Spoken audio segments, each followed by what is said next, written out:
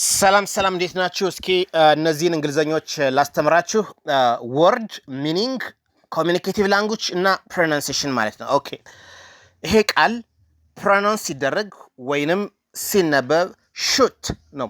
ሹት ፕሮናንሲዬሽን ሮሉ አንድ ቃል ላይ በደብል ኦ ሆኖ ሲመጣ ብዙ ጊዜ ድምፁ ወደ ኡ ነው የሚሄደው ማለት ነው። ሹት ይሄ ድምፅ አይለጠጥም፣ ሹት አይደለም። ኦኬ ኡ ድምፅ ነው ያለው። ሹት ሚኒንጉ ትርጉሙ መተኮስ ማለት ነው። መተኮስ ማለት ነው። ኮሚኒኬቲቭ ላንጉጅ እናድርገው። ሹት ሚ ኮሚኒኬቲቭ ላንጉጅ ማለት ከአንድ ቃል ዘለል ባለመልኩ የሆነ ነገር ሲወራ ማለት ነው። ሹት ሚ ግደለኝ ማለት ነው። ወይም ግደለው ለማለት ሹት ሂም ትላላችሁ። ሹት ሂም ግደለው ማለት ነው። ኦኬ አሁን አክሰንት ነው የምንፈጥር ማለት ነው። ሹት በቲን ያለቀው ብዙ ጊዜ አንድ ቃል በቲ ሲያልቅ ድሮፕ ነው የሚደረገው። ኦኬ ያ ብዙ ጊዜ አይሰማማት። ሹት ሚ ኦኬ ሹሂም ራይት። እንደዚህ አይነት ነገሮች ይሆናሉ። ሲኖኒም ወርድ ብንፈጥርለት ወይም ተመሳሳይ ቃል የመግደል ሹት የሚለው ቃል ተመሳሳይ ቃሉ ፋየር የሚለው ነው። ፋየር ማለት ተኩስ ማለት ነው። ስለዚህ ሹት ሂም ማለት ግደለው ነው።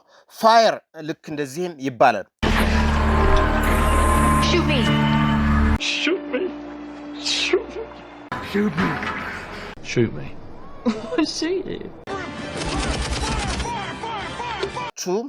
ይሄ ቃል ሸት ነው ማለት ነው። ኦኬ ሻት ኦኬ SHOT ሻት ትርጉሙ መሞከር ማለት ነው። ሻት መሞከር ማለት ነው። ሚኒንግ ለምሳሌ መሞከር ማለት ነው። ለምሳሌ ሞክረው ለማለት ጊቭ ኢት ሻት ትላላችሁ ማለት ነው።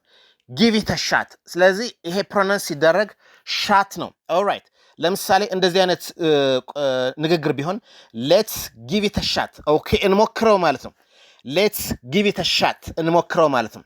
አሁን አክሰንት ማድረግ እንችላለን። ሌትስ የሚለው ረዥም ስለሆነ ሪዳክት እናድርገው። ሌስ ብሎ ያጥራል። ሌስ ጊቭ ኢት የሚለው ደግሞ ብዙ ጊዜ ጊቭ በኢ ነው ያለቀው። ዘማጂክ ኢ ናት። ብዙ ጊዜ ዊክ ነው። ዊክ ሳውንድ ነች።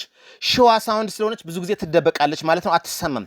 ጊቭ ነው የሚሆነው። ኦኬ ሌትስ ጊቭ አ ሻት ኦኬ ሌትስ ጊቭ አ ሻት ጊቭ አ ሻት ኦኬ ጊቭ አ ሻት ይሆናል ማለት ነው። ኦኬ አሁን አክሰንት ፈጠርን ማለት ነው። ኦኬ ሌትስ ጊቭ አ ሻት ማለት እንሞክር ማለት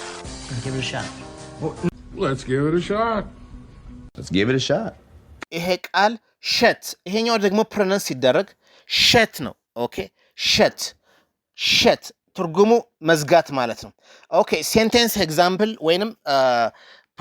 ወይንም ኮሚኒኬቲቭ ላንጉጅ እናድርገው። ራይት ሸት አፕ። አሁን አንድ ኤግዛምፕል ወይንም ኮሚኒኬቲቭ ላንጉጅ አደረግ ነው። ኮሚኒኬቲቭ ላንጉጅ ማለት ከቃል በዘለለ መልኩ የምናወራቸው ነው።